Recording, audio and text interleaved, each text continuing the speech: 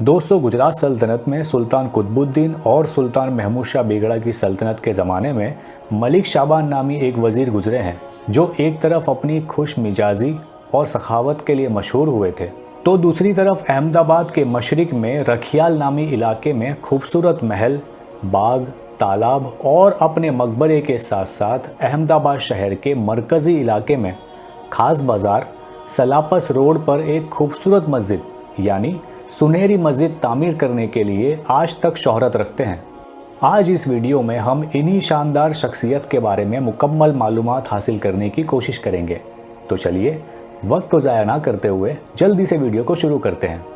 मिरात अहमदी में लिखा है कि सुल्तान अहमद शाह बादशाह के बेटे सुल्तान मोहम्मद शाह के गुलाम मलिक शर्क सुल्तान कुतुबुद्दीन के वक्त में वज़ीर के ओहदे तक पहुँचे थे और सुल्तान कुतुबुद्दीन शाह ने ही आपको मलिक शाबान के नाम से नवाजा था। अहमदाबाद शहर की पूरब दिशा में मलिक शाबान ने जो बाग बनवाया था उसके चारों तरफ ईंट और चूने की दीवार थी। वहीं खूबसूरत महल और बाग में दिलकश करने वाली सड़कें भी बनवाई थी और साथ ही एक मस्जिद भी तामीर करवाई थी। सुल्तान कुतुबुद्दीन शाह की सल्तनत के वक्त में एक बार सिरोही के राजा कंथ देव से आबू का किला मेवाड़ के राणा ने ले लिया। तब वो राजा ने सुल्तान से मदद की गुहार लगाई। तब सुल्तान ने मलिक शाबान को भेजा, लेकिन मेवाड़ के लश्कर के सामने मलिक शाबान की हार हुई। लेकिन दूसरी बार जब राणा ने नागौर पर हमला किया, तब आधी रात को सुल्तान कुतुबुद्दीन शाह को जगाने की कोई हिम्मत नहीं कर रहा था। तब मलिक शाबान ने ही सुल्तान को जगाया और नशे की हालत में होने के बावजूद मलिक शाबान के कहने पर सुल्तान रात को ही लश्कर के साथ जंग के लिए रवाना हो गए थे। मलिक शाबान ने अहमदाबाद शहर में बद्र के किले और ख़ास बाज़ार जैसे मरकज़ी इलाके में जो मस्जिद तामीर की है वो मौजूदा वक्त में सुनहरी मस्जिद कही जाती है। इस मस्जिद के जमात खाने की दरमियानी मेहराब के अंदर अरबी ज़बान में कतबा है जिसमें बताया गया है कि सुल्तान कुतुबुद्दीन शाह की सल्तनत के ज़माने में शाबान इब्न तोहफ़ा सुल्तानी इमादुल मुल्क आरिजुल मुल्क ने तारीख 2 माह जमादिल अव्वल हिजरी सन 856 यानी 21 जून सन 1452 में ये मस्जिद तामीर करवाई थी। ये मस्जिद खालिस हिंदुस्तानी तर्ज की है और मेमारों ने इसे फ़न तामीर के उसूलों के मुताबिक बनाया है जो 550 साल के तवील अरसे से अब भी खड़ी है। मलिक शाबान ने अहमदाबाद के मशरिकी इलाके रखियाल में जो बाग, मस्जिद, बावली और तालाब वगैरह बनाए थे, उनमें से तालाब की जगह अब बाकी बची है। आज से 50-60 साल पहले यहाँ बागों की जगह पर खेती हुआ करती थी और अब ये इलाके कारखानों और रिहायशी मकानों में तब्दील हो गए हैं। फिर भी खुशकिस्मती से मलिक शाबान का मकबरा अपनी असली हालत में बचा हुआ है। ये इमारत बड़े गुंबद वाली और 4 गोशा बनी हुई है।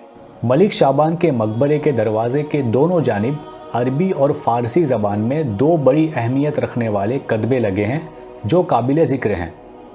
इसमें लिखा है कि मलिक शाबान जो मलिकुश शेख, इमादुल मुल्क, आरिज़ मुमालिक जैसे इल्काब रखते हैं, उन्होंने शहर मुअज़्ज़म यानी अहमदाबाद के रखियाल में हमने उन्हें 6 बीघा ज़मीन दी थी। उसमें कुएं खुदवाए हैं, दरख्त लगवाए हैं, नहरें, सैरगाहें बनवाई हैं। हम वो सब उनके बच्चों और उनके वारिसों को बख्शिश करते हैं। अब उस इलाके के सरकारी अफसरों के लिए लाजमी है कि वो मज़कूर मलिक की औलाद दर औलाद को इस ज़मीन से फ़ायदा उठाने दें और उन्हें किसी बहाने से भी परेशान न करें, और जो फरमान किया गया है उसमें किसी बहाने से भी तब्दीली न करें। ये फरमान हिजरी सन 856 के माह जमादिल अव्वल की 2 तारीख को किया जाता है।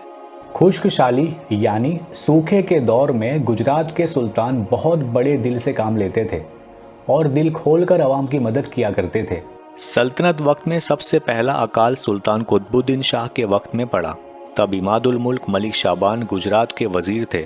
ये महसूस करते हुए कि स्वमानी लोगों को मुफ्त मदद लेना पसंद नहीं है, इसलिए मलिक शाबान ने अहमदाबाद के रखियाल में एक तालाब बनवाना शुरू करवाया और कड़िया कारीगरों को और अधिकारियों को हुक्म दिया कि जो भी काम के लिए आए उसे काम पर रखो, चाहे वो व्यक्ति कितना ही बेकार आलसी हो, और अगर कोई कामचोर है और वो देरी से भी आता है तब भी वक्त की परवाह मत करो। मलिक शाबान को गरीबों से बहुत लगाव था वो जानते थे कि जहां हजारों मजदूर काम कर रहे हों वहां अक्सर अधिकारी चोरी करते हैं और इस बात की वजह से ही मलिक शाबान खुद रोज शाम को तालाब की जगह पहुंचकर मजदूरों को उनकी मेहनत की कमाई दिया करते थे। एक दिन रोज की तरह वो अपनी घोड़ा गाड़ी में बैठकर मजदूरों को मजदूरी देने जा रहे थे। उस वक्त उनके अमली दस्ते में कम सिपाही थे। अचानक ही कुछ अनजान लोगों ने आपको घेर लिया और जबरदस्ती मजदूरों को देने वाले पैसे छीनने लगे। इस पर मलिक शाबान ने कहा, ये अमानत उन गरीब मजदूरों की है जो सुबह से इस उम्मीद में काम करते हैं कि शाम होते ही उन्हें उनकी मजदूरी मिलेगी। अगर मैंने आज ये पैसे तुम्हारे हवाले किए तो उन मजदूरों के बाल बच्चे भूखे रह जाएंगे। मुझे अभी जाने दो, कल मैं इतने ही पैसे लाकर दूंगा। इस बात पर चोर डाकुओं ने कहा, आज हमने तुम्हें जाने दिया तो कल कहाँ तुम हमारे हाथ आओगे? हम ये सुनहरी मौका नहीं गंवाएंगे।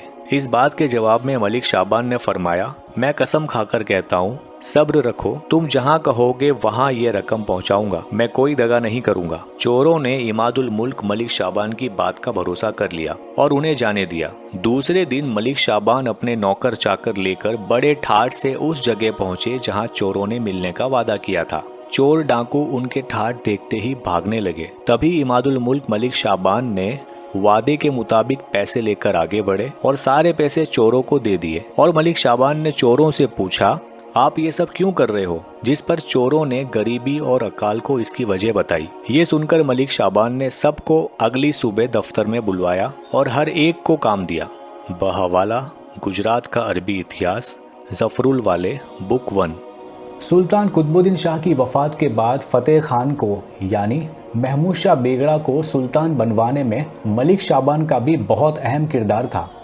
मलिक शाबान के अच्छे काम और नाम से दूसरे अमीर उससे हसद करते थे। इसीलिए मलिक शाबान को अपने रास्ते से हटाने के लिए सल्तनत के महान अमीरों ने एक होकर सुल्तान महमूद शाह बेगड़ा को भड़काना शुरू किया। उन्होंने सुल्तान से कहा कि मलिक शाबान आपको हटाना चाहता है और अपने छोटे बेटे शिहाबुद्दीन अहमद को तख्त पर बिठाना चाहता है और सल्तनत की जिम्मेदारी खुद संभालना चाहता है। सुल्तान महमूद शाह उस वक्त राजकीय दांवपेच से अनजान थे, इसलिए उन्होंने ऐसा जवाब दिया जिससे अमीरों को लगे कि सुल्तान ने उनकी बात मान ली है।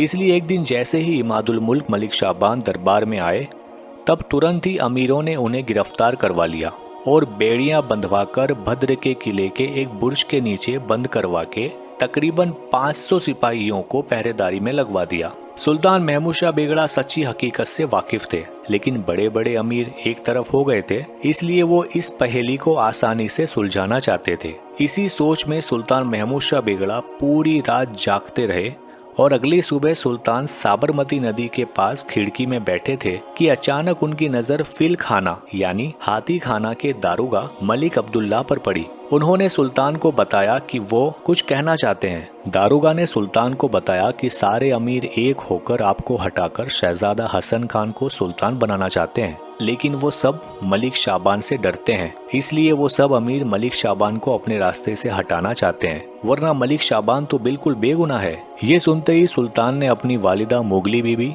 और कुछ वफादार अमीरों से सलाह मशवरा किया और मलिक शाबान को छुड़ाने और नमक हराम अमीरों को उनके किए की सजा और उनके मकान लूटने का फरमान जारी किया। फिल खाना के दारोगा अब्दुल्ला को सारे हाथी तैयार करके लाने का हुक्म दिया गया और खुद सुल्तान महमूद शाह बेगड़ा ने भद्र किले के ऊपर से जोर से आवाज लगाते हुए कहा कि मलिक शाबान को मेरे सामने लाओ, उसे यहीं हाथी के पैरों तले कुचलना है। ये सुनकर सारे अमीर खुश हो गए। जैसे ही मलिक शाबान को लाया गया, सुल्तान ने उनके खैरियत होने की वजह से चैन की सांस ली और मलिक शाबान की बेड़ियों को तोड़वा दिया। ये देखते ही नमक हराम अमीरों ने भागना शुरू किया। चंद लोगों ने लड़ाई करके सामना करना चाहा, लेकिन तब तक मलिक की फौज उन पर हमला कर चुकी थी। जो भाग सका वो भाग गया और जिसने सामना किया वो पकड़े गए। सबको गिरफ्तार किया गया। इस मंजर के बाद मलिक शाबान के दिल पर बहुत बुरा असर हुआ, इसलिए कुछ वक्त के बाद ही मलिक शाबान ने वजीर के ओहदे से इस्तीफा दे दिया और बहुत कम अरसे में मलिक शाबान का इंतकाल हो गया। सुल्तान महमूद शाह बेगड़ा ने मलिक शाबान की नमक हलाली को देखते हुए उनके बेटे शिहाबुद्दीन को मलिक कुश शर्क का खिताब अता करते हुए उन्हें अपने अमीरों में शामिल कर लिया। मलिक शाबान की बनवाई हुई जगहों में से सिर्फ तालाब बचा हुआ है, जिसे गुजरात सरकार रिनोवेट करवा रही है। वहीं मलिक शाबान का मकबरा इमारतों के बीच छुप सा गया है। ये अजीम हस्ती का मकबरा बहुत खस्ता हाल में है। धीरे धीरे इमारत टूट रही है। इसकी छत से बारिश का पानी टपकता रहता है। वहीं बारिश के मौसम में मकबरे के बाहरी दालान में 2 से 3 फीट पानी भर जाता है। बाहर दालान में मौजूद कब्रों में गड्ढे बन गए हैं, जिससे कब्र के अंदर भी पानी भर रहा है। गुंबद के आसपास छत पर जंगली झाड़ियां उग रही हैं। छत के पास साइबान भी जगह जगह से टूट गया है। इतने अजीम वजीर जो कि जब जिंदा थे तो आवाम की ज़िंदगी को बेहतर करने के लिए हर मुमकिन कोशिश करते थे, आज उनके मकबरे का जो हाल है उसे देखकर दिल से अफसोस हो रहा है।